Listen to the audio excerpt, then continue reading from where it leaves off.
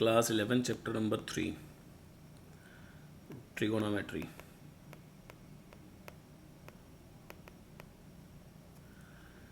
सबसे पहले आप ये देखेंगे कि ट्रिग्नोमेट्री वर्ड आया कहाँ से है। ये जो ट्रिग्नोमेट्री वर्ड है वो दो वर्डों से मिलके बना हुआ है और दोनों वर्ड ग्रीक वर्ड है। पहला वर्ड है ट्रिग्नोन और जो दूसरा वर्ड है वो है मेट्रोन। इस ट्रिग्नोन वर्ड का मीनिंग है ट्रायंगल और इस मेट्रोन वर्ड का मीनिंग है मेजर। तो हम ये कह सकते हैं कि ट्रिग्नोमेट्री एक साइंस है एक हिसाब से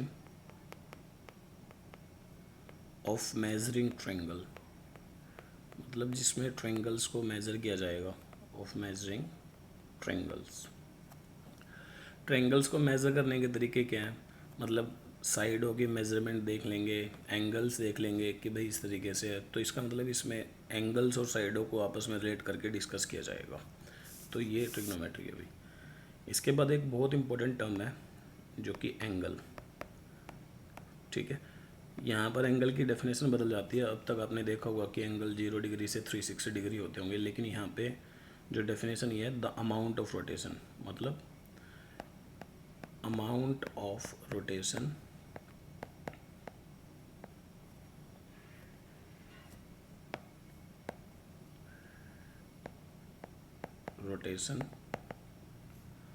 ऑफ इनिशियल रे। इनिशियल रे बोल लो या फिर साइड बोल लो। ठीक है, फॉर एग्जांपल जैसे मान लो मैं अभी एक रे लेता हूँ। यहाँ पे ये मैंने रे ली। अब आप इस रे को रोटेट कर लो किसी भी तरफ। सपोज करते हैं कि this is the initial position of this रे। अगर मैं इस रे को इधर रोटेट कर रहा हूँ तो जितना मैं रोटेट कर रहा हूँ वो इसकी अमाउंट बढ़ती जा रही है। यहाँ पर एंगल 90 हो गया है, फिर यहाँ पे 105 हो गया होगा, 120, 150, मतलब इस तरीके से मैं इसको रोटेट करूँगा तो अमाउंट बढ़ती रहेगी। और जैसे मैं यहाँ लेके आऊँगा तो ये कितना हो जाएगा 360। अगर इसके बाद मैं फिर रोटेट करूँ, मान लो मैंने 10 डिग्री रोटेट कर दिया तो ये 360 प्लस 10 370 हो जाएगा। फिर रोटेट करूँगा, मान लो मैं यहाँ तक 90 हो रोटेट कर दिया तो 360 प्लस 90 ये 450 बन जाएगा। मतलब जितना आप रोटेट करोगे उतना एंगल बढ़ता रहेगा। अब आपको रोटेट ज़रूरी नहीं है कि आपको इसी डायरेक्शन में करना है, आप रोटेट इस डायरेक्शन में भी कर सकते हैं और ये भी एंगल है। तो इसका मतलब the amount of rotation is known as angle. आप किधर भी रोटेट कर सकते हैं अभी। तो ये जो जितनी अमाउंट यहाँ रोटेट हुई है ये अमाउंट, तो इसको हम एंगल बोलते हैं। अब मेरे पास एंगल की सेंस पता होनी चाहिए मेरे को कि भाई एंगल की सेंस क्या है। हमारे पास सेंस होती क्या चीज़ है, sense of angle. Sense of angle. अब एंगल की सेंस डिपेंड करती है दो चीज़ों पे। सपोज करते हैं कि आपके पास फिर से एक इनिशियल रे है, एक तो ये केस है और दूसरा केस ये है कि आपके पास दो इनिशियल रे। अगर मैं इस इनिशियल रे को ऊपर की तरफ रोटेट करूँगा, इस डायरेक्शन में रोटेट करूँगा, तो ये वाली सेंस है इसकी एंटी क्लॉकवाइज सेंस। मतलब अब क्लॉक इस तरीके से मूव करती है, लेकिन अगर मैं इसको एंटी क्लॉकवाइज डायरेक्शन में लेके जाऊँगा, जैसे मैं इसको इस तरीके से रोटेट करके यहाँ रख दिया, तो आपने इसको रोटेट किस तरीके से किया है, यहाँ से आप स्टार्ट करके इधर गए हो, तो ये डायरेक्शन थी इसकी, ये सेंस थी। तो ऐसी सेंस को मैं बोलता हूँ एंटी क्लॉकवाइज सेंस या फिर anti clockwise direction. Anti clockwise direction. और जब भी एंगल एंटी क्लॉकवाइज डायरेक्शन में बनेगा तो उस एंगल को हम पॉजिटिव एंगल बोलेंगे, ये ध्यान रखेंगे। ध्यान ये रखना है इनिशियल रे से जब आप टर्मिनल रे पे जा रहे हैं, इस रे को हम टर्मिनल बोलेंगे, तो इनिशियल रे से टर्मिनल रे पे आप किस सेंस से गए हैं। अगर आप एंटी क्लॉकवाइज डायरेक्शन से गए हैं तो एंगल पॉजिटिव है। अगर आप सपोज करते हैं यहाँ पे ये इनिशियल रे, अब अगर ये इनिशियल रे है, अगर मैं अब यहाँ से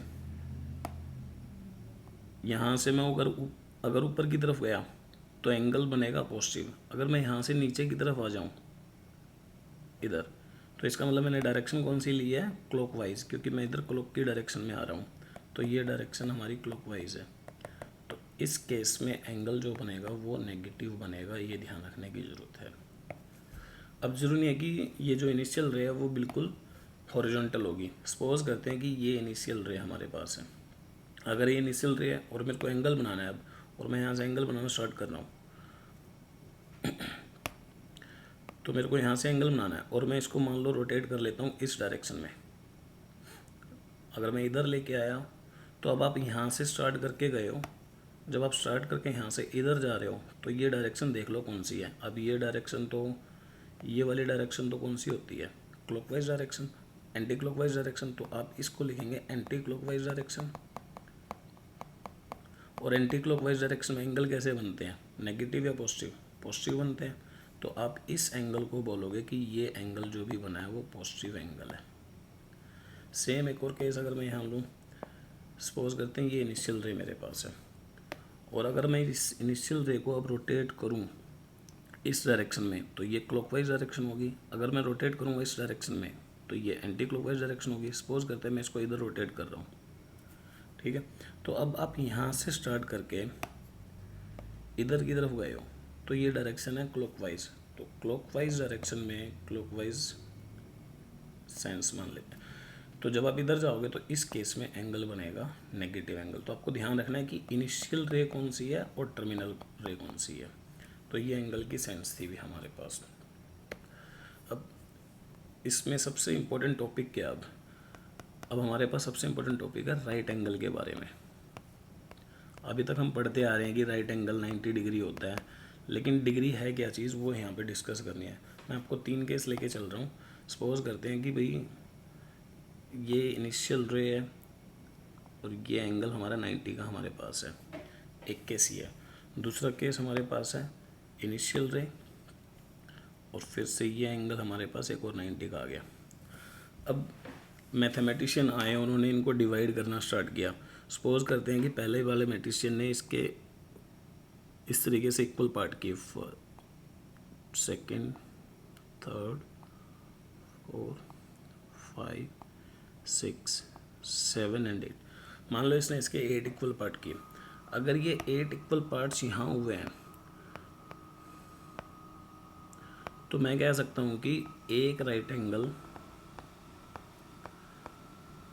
8 इक्वल पार्ट से मिलके बना हुआ है, 8 इक्वल पार्ट से मिलके बना हुआ है। अगर मैं इस एक इक्वल पार्ट का कुछ नेमिंग कर दूं, कुछ भी नेमिंग करूं, मान लियो मैंने कह दिया कि भाई ये मेरा 1 सेंट है, फॉर एग्जांपल मैंने इसकी यूनिट रख दी सेंट, तो हम बोल सकते हैं कि जो एक राइट एंगल है वो 8 सेंट के इक्वल होगा। अब उसने यूनिट बनाई है कि सेंट का कितना मतलब स्पेस होगा, कितना कुछ भी होगा, उसको पता है कि 1 सेंट इतना है, तो वो अगर 8 सेंट बनाएगा, क्योंकि सिंगल सेंट तो इतना है, अगर वो 8 सेंट बनाएगा तो उसके पास पूरा राइट एंगल आ जाएगा। लेकिन इसी केस में एक दूसरा बंदा जो है वो इसको डिफाइन करता है कि वो इसके सिर्फ 3 या 4 ही पार्ट करेगा, 1, 2, 3। अब इस केस में जो इसने 4 इक्वल पार्ट्स किए हैं, 4 इक्वल पार्ट्स किए हैं, तो यहाँ पे इसकी जो यूनिट है वो एक सिंगल यूनिट पहले वाली यूनिट से बड़ी है थोड़ी, और इसने सपोज करते हैं इसका नाम रख दिया निकल, ये 1 निकल है यहाँ पे। तो अब ये कह रहा है कि मेरा जो एक राइट एंगल है वो इक्वल होगा 4 निकल के।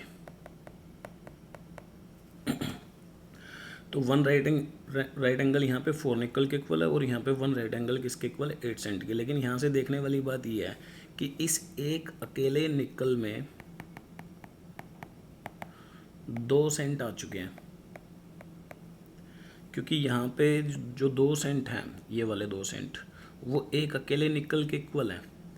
तो फिर ये वाले 2 सेंट फिर एक अकेले निकल के इक्वल हैं, फिर ये वाले 2 सेंट फिर एक अकेले निकल के इक्वल हैं, और ये वाले 2 सेंट फिर एक अकेले निकल के इक्वल हैं। इसका मतलब कि 1 निकल इक्वल टू 2 सेंट। लेकिन जो हम यहाँ पे पढ़ रहे हैं, अभी अब तक हम पढ़ते आए हैं कि भाई एक राइट एंगल में हम इस तरीके से, हमारे पास एक राइट एंगल है, तो अभी इसके पार्ट होते हैं 90। अगर मैं इसके छोटे छोटे 90 इक्वल पार्ट कर दूं, इस तरीके से मैं इसके 90 इक्वल पार्ट कर देता हूँ। सपोज करते हैं कि ये सारे पार्ट होंगे तो 90 इक्वल पार्ट होंगे। तो यहाँ पे जो ये छोटा सा पार्ट है, इस पार्ट को मैं क्या बोलूँगा कि ये एक राइट एंगल का कौन सा पार्ट है, 90th पार्ट है, तो 190th पार्ट है। जो भी राइट एंगल का 190th पार्ट होगा उस पार्ट को बोला गया है 1 डिग्री। तो अब ऐसे कितने डिग्री मिलेंगे कि भाई एक राइट एंगल बन जाए, तो इसका मतलब ऐसे कितने डिग्री है यहाँ पे 90 डिग्री, और यहाँ पे इस केस में ऐसे कितने निकल मिलेंगे कि एक राइट एंगल मिल जाए, 4 निकल मिलेंगे, और इस केस में ऐसे कितने सेंट मिलेंगे कि एक राइट एंगल बन जाए 8 सेंट। लेकिन इस केस में ऐसे कितने डिग्री मिले कि भाई एक राइट एंगल बन जाए, तो कितने डिग्री मिलेंगे 90 डिग्री। तो इस केस में इसने बोला कि एक राइट एंगल 90 डिग्री के इक्वल होगा, और इस केस में ये क्या बोलेगा कि एक राइट एंगल किसके इक्वल होगा 8 सेंट के, और इसने बोलना है कि एक राइट एंगल किसके इक्वल होगा 4 निकल के।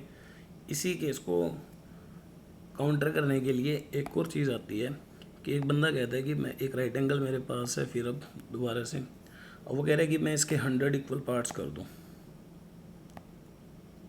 अब ये 100 इक्वल पार्ट्स करेगा तो यहाँ पे ये जो एक सिंगल पार्ट बनेगा वो 90 वाले से भी छोटा बनेगा। सपोज करते हैं कि इसने इसके 100 इक्वल पार्ट्स किए। अगर ये 100 इक्वल पार्ट्स करेगा तो इसको इस इक्वल पार्ट की कोई ना कोई यूनिट तो देनी पड़ेगी। अब ये डिग्री तो दे नहीं सकता, डिग्री किस केस में देगा, जब इसके 90 इक्वल पार्ट होंगे।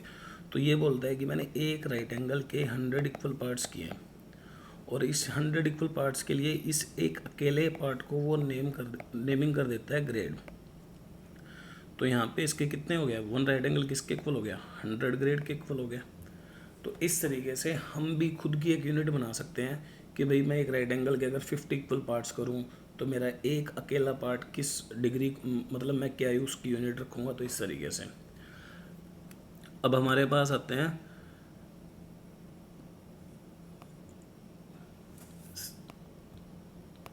अब अगला केस डिस्कस हो रहा है। अभी मेजरमेंट ऑफ एंगल्स हमने डिस्कस कर लिया। अब हमारे पास सिस्टम है, अभी कुछ सिस्टम है मेजरमेंट की, system of measurement of angles. अभी हम इनको डिस्कस करेंगे। System of measurement of angles, measurement of angles जो मैंने अभी पीछे डिस्कस किया था उसमें 2 सिस्टम हम पहले डिस्कस कर चुके हैं। पहला सिस्टम हमारे पास है इंग्लिश सिस्टम। इस इंग्लिश सिस्टम को हम सेक्साडेसिमल सिस्टम भी बोलते हैं।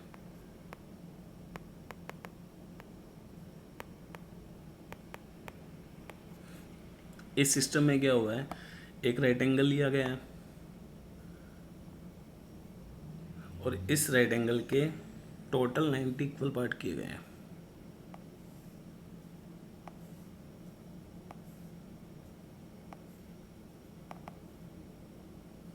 तो मतलब इस तरीके से इसके टोटल 90 इक्वल पार्ट कर दिए, और इसके हर एक सिंगल पार्ट को डिग्री बोला गया है।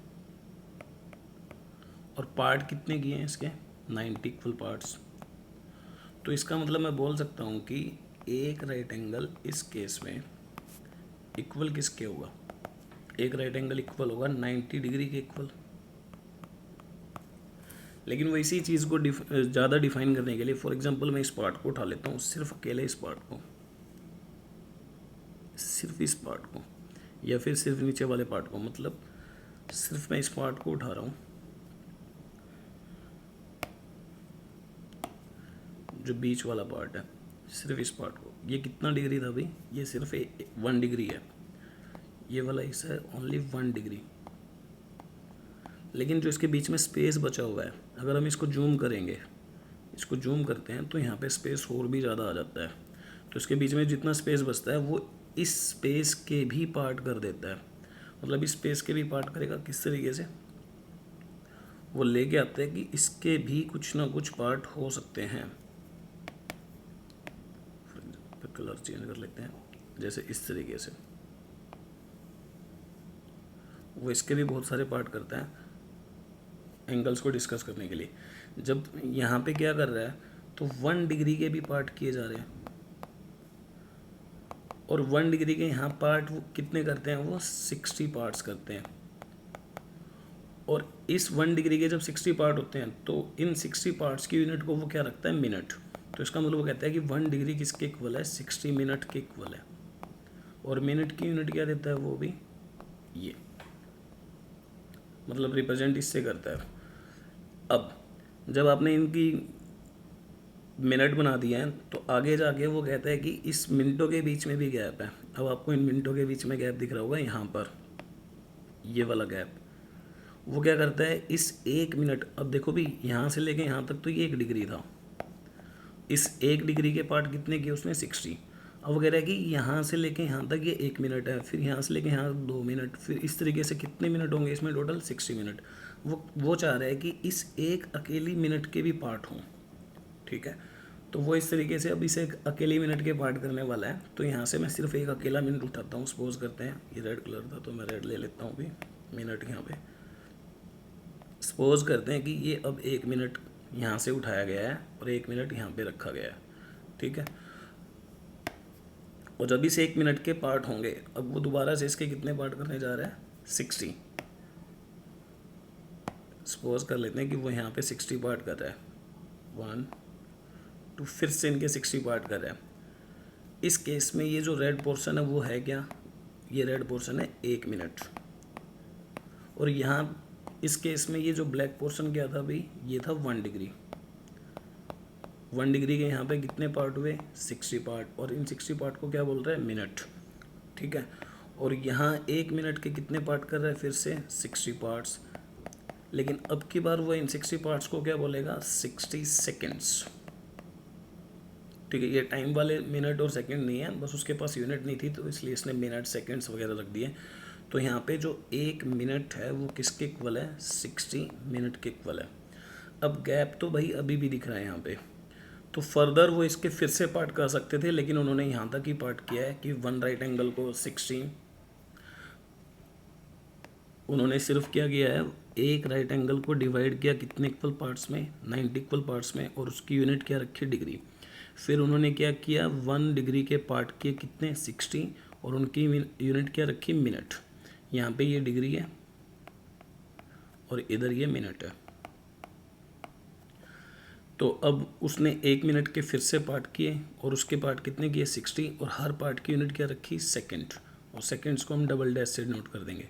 अब आगे जाके वो 1 सेकंड के भी पार्ट कर सकता है। अब वो कितने भी मर्जी पार्ट करे, 60 करे, 100 करे।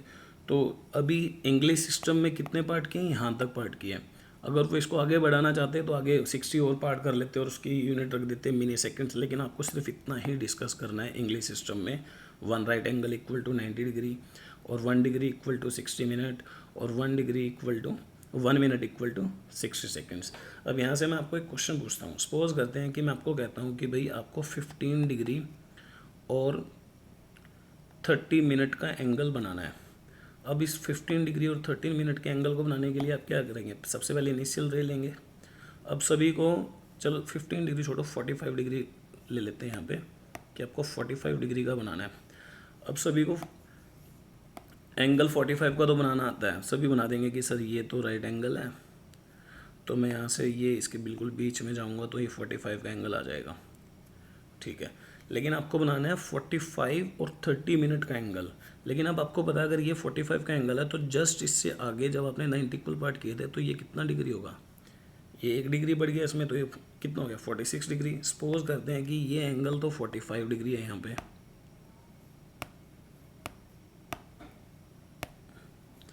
कि ये वाला एंगल तो यहाँ पे कितना है, 45 डिग्री, और ये एंगल कितना है, 46। लेकिन ना तो मेरे को 45 चाहिए, ना मेरे को 46, मेरे को चाहिए 45 डिग्री 30 मिनट।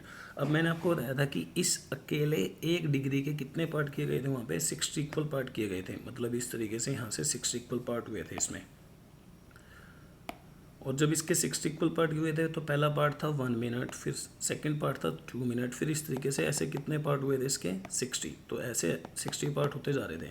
लेकिन मेरे को चाहिए अब कितना, 30 मिनट। इसका मतलब मेरे को यहाँ पे 1 part, second part, third part, मेरे को कौन से पार्ट पे जाना है, 30th पार्ट पे जाना है। अगर मैं इसको जूम करूँ 1 डिग्री को, सपोज करते हैं कि ये 1 डिग्री है, जूम होने के बाद इसके बीच में इतना गैप दिख रहा है, तो आपको इसके बीच में कितने पार्ट बनाने हैं, 60 पार्ट, 1 2 3 4, इस तरीके से पार्ट होते जा रहे हैं। और मेरे को सपोज करते हैं यहाँ जाके मेरे को 30th पार्ट मिला, ये इसका 30th पार्ट है। अगर ये 30th पार्ट है, ये वाला एंगल कितना था यहाँ पे 45 डिग्री, ये वाला एंगल कितना था 46 डिग्री, जो कि मैंने यहाँ से उठाया, क्योंकि यहाँ पे हमने बोला था कि ये 45 है और ये 46 है, तो मैंने इसी पोर्शन को जूम करके यहाँ रखा था। तो ये 45 का एंगल था और ये 46 का एंगल था।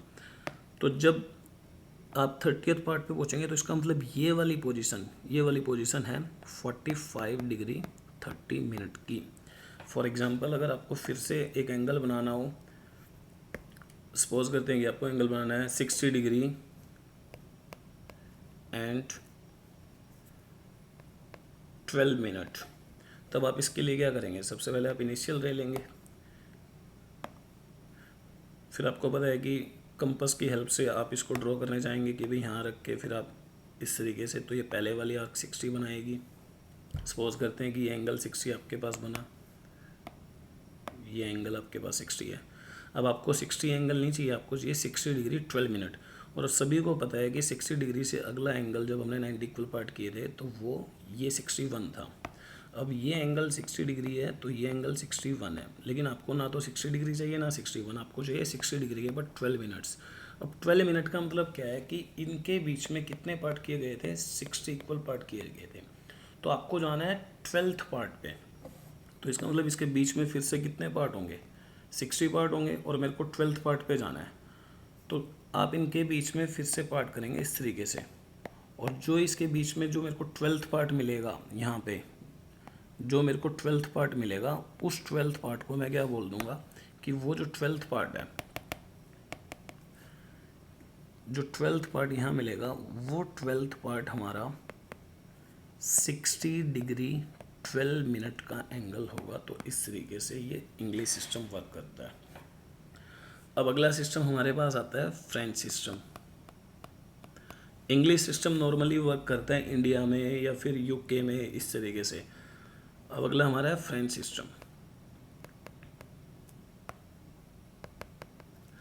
अब फ्रेंच सिस्टम में फिर से, क्योंकि राइट एंगल तो सभी के लिए क्या होगा, राइट एंगल तो एक सीधा एंगल है, सभी राइट एंगल इस तरीके से बनाएंगे।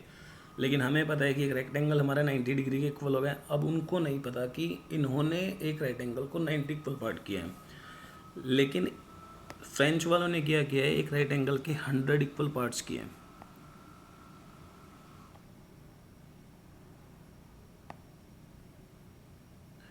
तो इन्होंने अगर 100 पार्ट किए होंगे तो इसका मतलब इनकी जो यूनिट है वो डिग्री से भी छोटी है, क्योंकि वहाँ पे 90 इक्वल पार्ट हुए, यहाँ पे 100 इक्वल पार्ट हुए।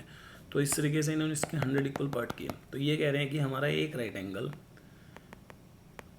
इक्वल होगा 100 पार्ट्स के, और इन्होंने इस 100 पार्ट्स की जो ये अकेला है यहाँ पे, तो इसकी कोई ना कोई यूनिट तो रखनी पड़ेगी। इन्होंने इस अकेले पार्ट को बोला है यहाँ पे ग्रेड।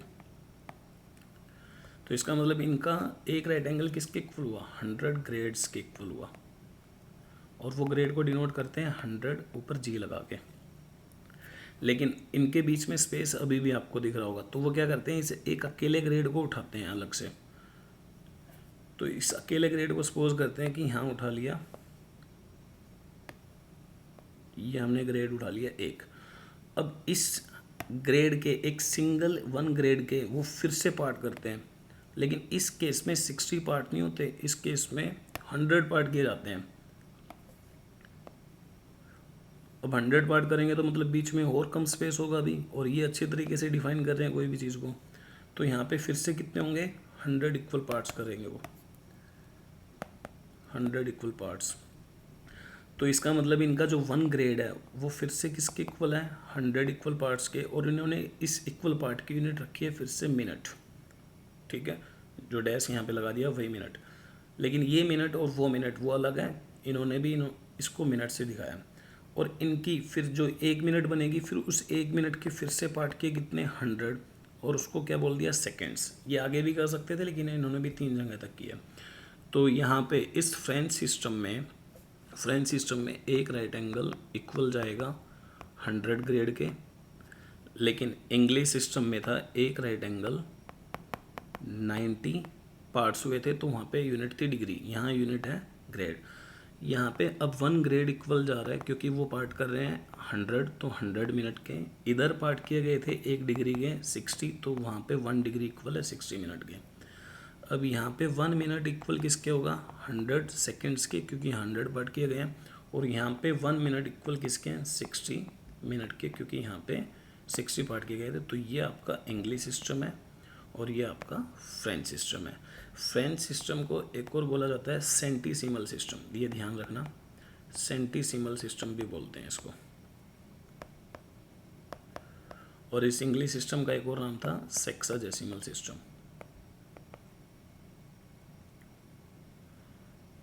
ठीक है भाई, तो सेक्साजेसिमल सिस्टम यहाँ पे हमारे पास है। तो 2 सिस्टम हमने पढ़ लिए। ये फ्रेंच सिस्टम लगभग फ्रेंच की कंट्री में चल रहा है, और ये जो इंग्लिश सिस्टम है जो इंग्लिश की कंट्री में, जैसे इंडिया हो गया, इन कंट्रीज़ में चल रही है। अब एक बात बताओ भी, इंग्लिश सिस्टम जिसने पढ़ रखा है और फ्रेंच सिस्टम जिसने पढ़ रखा है, मान लो इन दोनों को आपस में कम्युनिकेट करना है किस तरीके से एंगल्स को लेके, तो इस बंदे को तो पता है डिग्री के बारे में और इस बंदे को पता है ग्रेड के बारे में, तो ये एक दूसरे से सही तरीके से डिस्कस नहीं कर पाएंगे, क्योंकि ये बोलेगा कि मेरा एक राइट एंगल 90 डिग्री के इक्वल है, ये बोलेगा कि मेरे को डिग्री नहीं पता, मेरा एक राइट एंगल 100 ग्रेड के इक्वल है। लेकिन राइट एंगल तो बिल्कुल सीधा एंगल है, दोनों बोल तो सही रहे हैं, क्योंकि इन्होंने 100 पार्ट कर रखे हैं, उसने 90 पार्ट कर रखे हैं। तो इन दोनों को मिलाने के लिए एक नया सिस्टम आता है, डेट इज सर्कुलर सिस्टम, जो आपको अब यहाँ पे पढ़ना है। तो ये मेन है अभी, ये वर्ल्ड वाइड सिस्टम है सर्कुलर सिस्टम। अब इसमें क्या होगा, जो डिग्री सिस्टम है और जो ग्रेड सिस्टम है वो दोनों आके यहाँ मिल जाएंगे, और फ्रेंच वाले और जो इंग्लिश सिस्टम वाले हैं वो दोनों सर्कुलर सिस्टम को पढ़ेंगे कुछ टाइम बाद। तो सर्कुलर सिस्टम क्या करता है, दोनों को इकट्ठा कर देता है। अब सर्कुलर सिस्टम में पढ़ने से पहले आपको सबसे पहले एक वर्ड है रेडियन, इसके बारे में डिस्कस करना जरूरी है कि रेडियन होता क्या है। सपोज करते हैं कि मेरे पास एक सर्कल है, ये सर्कल है मेरे पास भी, ठीक है, और इस सर्कल की रेडियस मैंने ले ली यहाँ पे, अगर ये सर्कल है तो ये इसका सेंटर है यहाँ पे, और ये रेडियस होगी इसकी भी अभी, और मेरे को मैं बोल रहा हूँ कि इस रेडियस की लेंथ है वो है 6 यूनिट, ठीक है। तो रेडियन की डेफिनेशन क्या है, जिसने सर्कुलर सिस्टम बनाया वो बोल रहा है कि जितनी रेडियस होगी अगर आप उतनी लेंथ ऑफ आर्क ले लें सामने, उतनी ही लेंथ ऑफ आर्क ले, अगर ये 6 यूनिट है तो आप इसको 6 यूनिट ले लें, और 6 यूनिट जहाँ तक हो जाएगी, सपोज करते हैं कि यहाँ तक इस लेंथ पे 6 यूनिट हो चुकी है, ठीक है।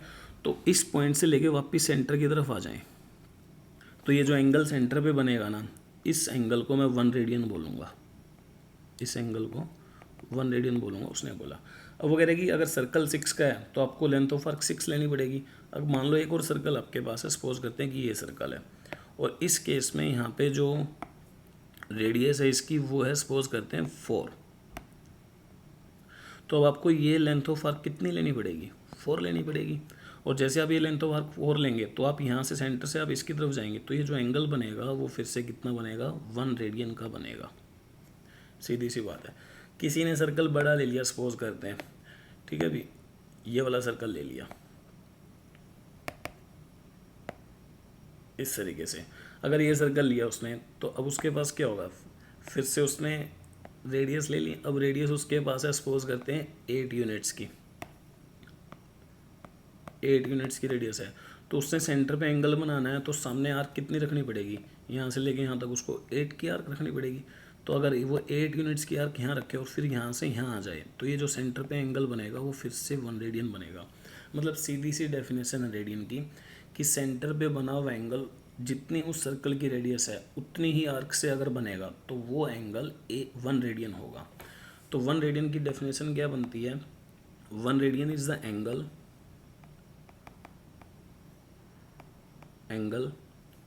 made at the center of a circle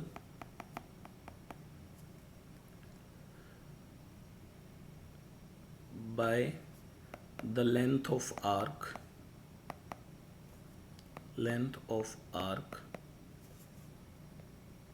of the circle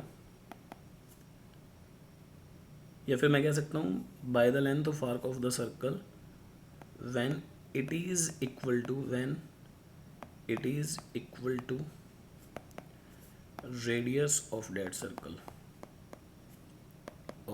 circle.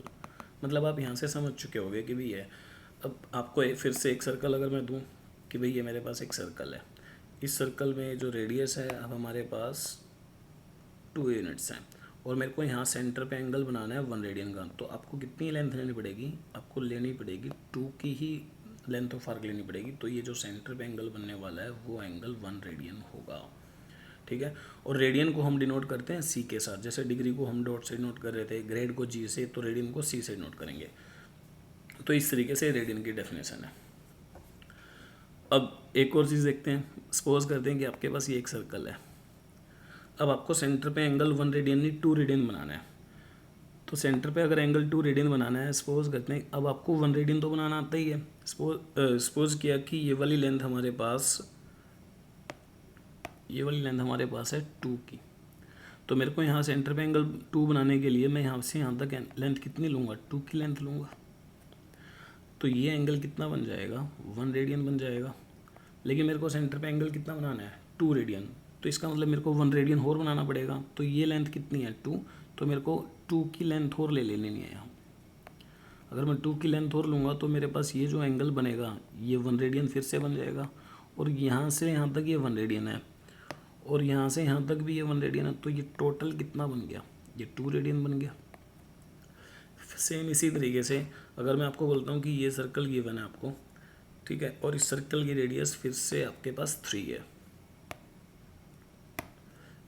Radius 3 आपके पास, और आपको यहाँ पे एंगल बनाना है 4 रेडियन का, सेंटर पे एंगल 4 रेडियन का। तो इसका मतलब आपको 4 रेडियन बनाने के लिए सामने कितनी लेनी है? पहले 3, तो ये 1 रेडियन बन गया, फिर 3 और ले लो, फिर ये 1 रेडियन बन जाएगा। तो ये टोटल कितना होगा? 2 रेडियन।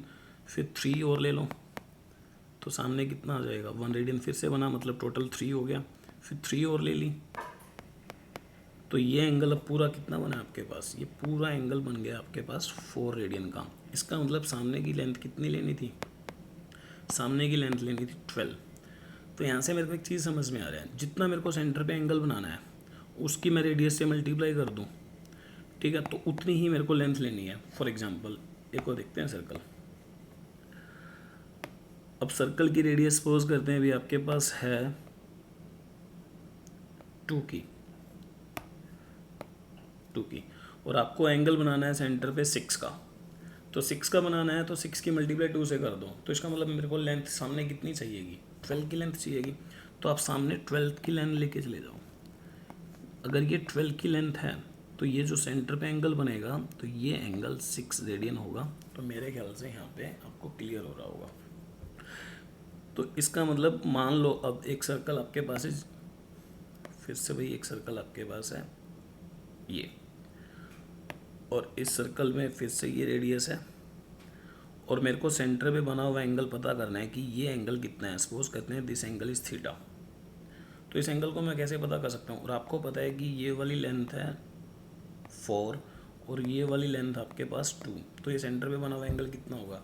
ऑब्वियस है कि सर सेंटर पे बना हुआ एंगल 4/2 होगा, डेट इज़ 2, और ये 2 रेडियन होगा, क्योंकि इसके पार्ट करूँगा तो मैं यहाँ से यहाँ तक 2, तो ये 1 रेडियन बन गया, ठीक है, और फिर ये भी 2 बचा तो ये भी 1 रेडियन, टोटल कितना बना मेरे पास? 2 रेडियन। अब एक क्वेश्चन आपके लिए अभी कि ये सर्कल है, इस सर्कल में ये रेडियस है जिसकी रेडियस की लेंथ है 3, और आपको पता करना है कि ये सेंटर पे बना हुआ एंगल कितना होगा, इसके बारे में पता करना है। अगर मैं आपको बोल दूं कि ये वाली लेंथ है आपके पास 30, तो ये एंगल कितना होगा? तो सेंटर पे बना हुआ एंगल जो थीटा होगा वो होगा सर 30/3, डेट इज़ 10 रेडियन होगा।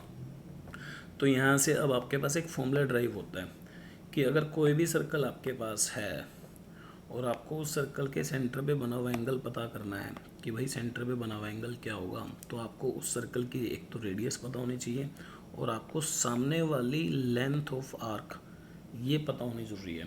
तो मैं इसके बारे में बता सकता हूँ कि ये सेंटर पे बना हुआ एंगल कितना है। तो यहाँ से फॉर्मूला निकल के आ रहा है कि जो भी एंगल सेंटर पे बनता है, लेट किया कि वो थीटा है, और ये एंगल जो बनेगा वो हमेशा रेडियन में बनेगा, डिग्री में नहीं होगा। तो ये जो थीटा इन रेडियन है वो इक्वल होगा length of arc divided by radius of that circle.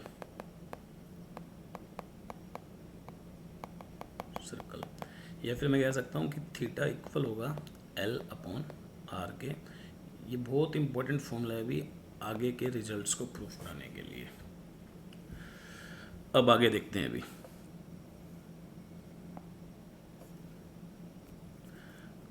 Relationship between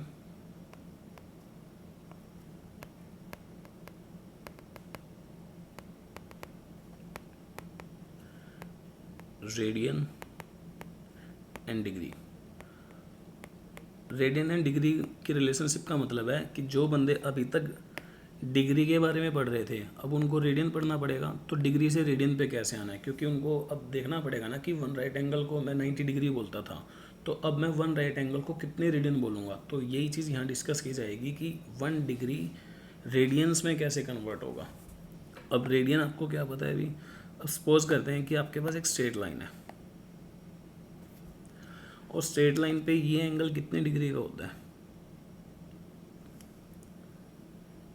360 का सबको पता है। अगर मैं इस सर्कल को थोड़ा बड़ा कर दूंगा अभी तो ये एंगल कितने का होगा, अभी भी ये 360 का होगा। अब कितने का होगा, अभी भी 360 है, अब अभी भी 360 है। मतलब this complete angle is 360, this angle is 360। तो ये एंगल यहाँ पे 360 है। अब मेरे को एक चीज़ यहाँ नोट करनी है कि ये सेंटर है, अगर ये पूरा एंगल 360 है तो मेरे को पता करना है कि सेंटर पे बना हुआ एंगल कितना होगा। और सपोज करते हैं कि ये वाली लेंथ यहाँ से कितनी है r, और ये एक हिसाब से सर्कल है, जो ब्लू आपको दिख रहा है ये सर्कल है। अगर ये रेडियस r है और आपको ये जितना पता है ये अभी आपको किस में पता है, डिग्री में, क्योंकि आपको पता है कि ये 360 डिग्री है। लेकिन मेरे को पता करना है कि कंप्लीट जितना एंगल है वो रेडियन में कितना होगा। तो उसके लिए आपको क्या वही रेडियन वाला फॉर्मूला लगाना पड़ेगा अभी जो पीछे बनाया था, theta equal to L upon R। तो कंप्लीट के लिए नहीं, तो हम कुछ हाफ के लिए देखते हैं। सपोज करते हैं कि अगर ये रेडियस R है इस सर्कल की, तो ये पूरी सरकमफ्रेंस कितनी होगी, पूरी सरकमफ्रेंस 2πr होगी। ये सर्कल की सरकमफ्रेंस है। अगर मैं सर्कल को हाफ कर दूं, जो मैंने यहाँ पे हाफ किया सर्कल कि यहाँ से लेके सिर्फ इतने की बात करूँ, तो ये वाली लेंथ कितनी होगी, तो ये वाली लेंथ होगी सर पूरे सर्कल की circumference divide by 2, that is πr, जो कि सेमी सर्कल की सरकमफ्रेंस होती है πr। अब इस केस में अब हमारे पास क्या आ चुका है, एक सेमी सर्कल आ गया। ठीक है, तो जो ये सेमी सर्कल आया आपके पास, जो सेमी सर्कल आया जिसकी लेंथ कितनी है आपके पास πr, अगर मैं इसको फिर से एक पार्ट फिर से कर दूं, क्वाड्रेंट बना दूं, तो ये वाली लेंथ अब कितनी होगी, ये वाली लेंथ सर जितना ये टोटल था उसकी हाफ हो जाएगी। मतलब ये वाली लेंथ मेरे पास कितनी बनेगी, ये वाली लेंथ मेरे पास बनेगी πr/2। तो इसका मतलब मैं कह सकता हूँ कि जो क्वाड्रेंट की सरकमफ्रेंस होगी, क्योंकि सर्कल के 4 पार्ट कर दिए तो क्वाड्रेंट, तो वहाँ पे क्वाड्रेंट की सरकमफ्रेंस होगी πr/2। अब यहाँ से उठाते हैं अभी मेन केस को। सर्कल आपके पास था, इस सर्कल के हमने कितने पार्ट कर दिए, 4 इक्वल पार्ट्स किए इस तरीके से। और मेरे पास इस सर्कल की रेडियस कितनी थी, मेरे पास सर्कल की रेडियस r थी, तो पूरा कितना होगा, सरकमफ्रेंस पूरी कितनी होगी 2πr। तो यहाँ से लेके यहाँ तक ये वाला पार्ट कितना है πr/2। और अभी आप पढ़ के आए हो भी कि अगर एक सर्कल आपके पास है, एक सर्कल आपके पास है,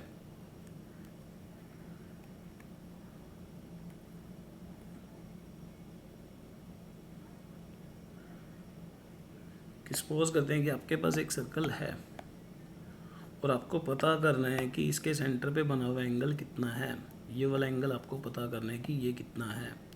तो आपको सामने वाली लेंथ चाहिए होती है L और आपको रेडियस पता होनी चाहिए। तो आप इस बने हुए एंगल को बता सकते हो, लेकिन वो जो बताओगे वो रेडियन में ही पता लगेगा, डिग्री में नहीं। डिग्री में तो मेरे को पता लग जाएगा, मैं मेज़र कर लूँगा डी से, लेकिन रेडियन में मेरे को पता करना है। तो थीटा की वैल्यू मेरे को पता लगती है सामने वाली लेंथ आर्क की और डिवाइड में रेडियस से। सेम यहाँ करना है। अब आपको पता करना है कि ये वाला एंगल रेडियन में कितना है। डिग्री में तो आपको पता है कि ये वाला एंगल 90 डिग्री है, लेकिन आपको पता करना है कि ये वाला एंगल रेडियन में कितना है।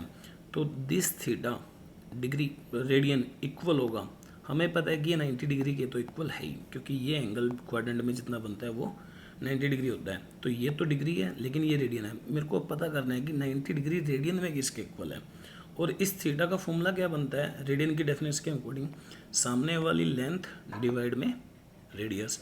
तो मैं यहाँ पे क्या करूँगा, पाई आर बाय 2, ये तो सामने वाली लेंथ है, और डिवाइड में रेडियस को लेके आऊँगा। रेडियस कितनी है आर, इक्वल टू क्या होगा 90 डिग्री।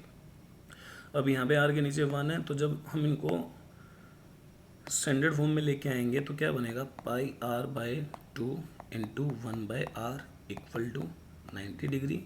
2 से आर कैंसिल, तो यहाँ पे हमारे पास बना pi by 2 equal to 90 degree. तो पाई इक्वल टू क्या बनेगा 90 degree into 2, that is pi equal to 180 degree. लेकिन यहाँ पे जो पाई है वो क्या है रेडियन है, क्योंकि यहाँ पे ये रेडियन में आंसर आते हैं, और यहाँ पे ये क्या है डिग्री। तो इसका मतलब पाई रेडियन इक्वल पहुँच चुका है 180 डिग्री के। तो यहाँ से हमारे पास पता होना चाहिए कि पाई की वैल्यू 180 डिग्री है। अब अगर आपको पता लग चुका है कि पाई 180 डिग्री के इक्वल है, पाई रेडियन 180 डिग्री के इक्वल है, इस केस में यहाँ पे जो पाई है, इस पाई की वैल्यू क्या होती है, इस पाई की वैल्यू होती है तो 22/7 या फिर होती है 3.14।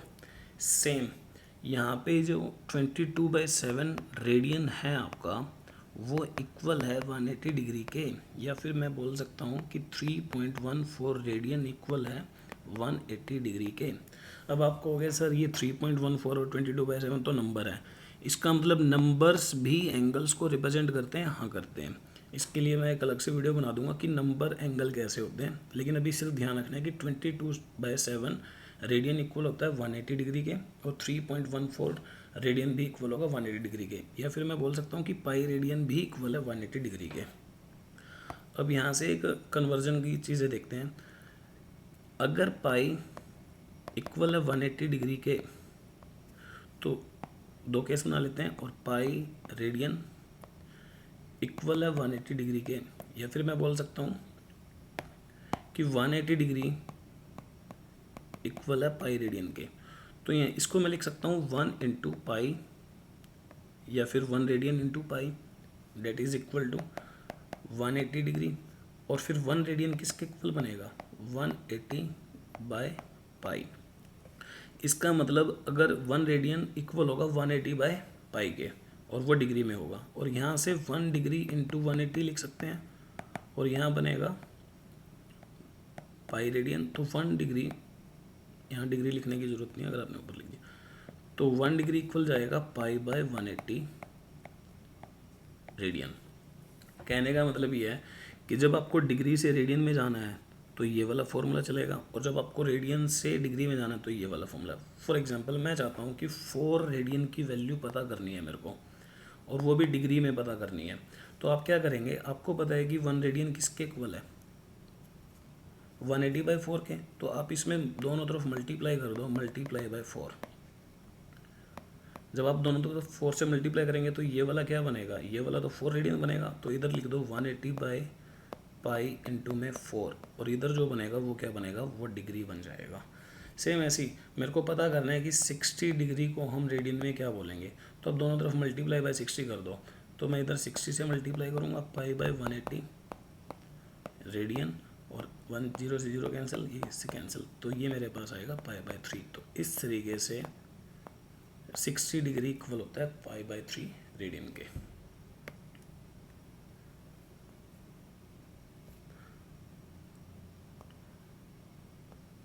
तो कुछ कन्वर्जन, एक और कन्वर्जन देख लेते हैं अभी कि पाई इक्वल किसके हैं 180 डिग्री के, तो dividing both side by 2, dividing both side by 2। तो व्हाट इज पाई/2 बनेगा 180 डिग्री/2, डेट इज 90 डिग्री, तो यहाँ से मेरे को पाई बाई 2 की वैल्यू पता लगी। अगर मैं डिवाइड बाई 3 करता हूँ तो पाई बाई 3 क्या बनेगा, इसी को डिवाइड करना है 3 से, तो बनेगा 180/3 डेट इज़ 60 डिग्री। इसका मतलब 60 डिग्री की वैल्यू मेरे पास पाई बाई 3 है रेडियन के केस में। डिवाइड बाई 4, मैंने यहाँ पे 4 से डिवाइड किया, डिवाइड बाई 4, तो यहाँ पे 180/4 which is equal to 45 degree.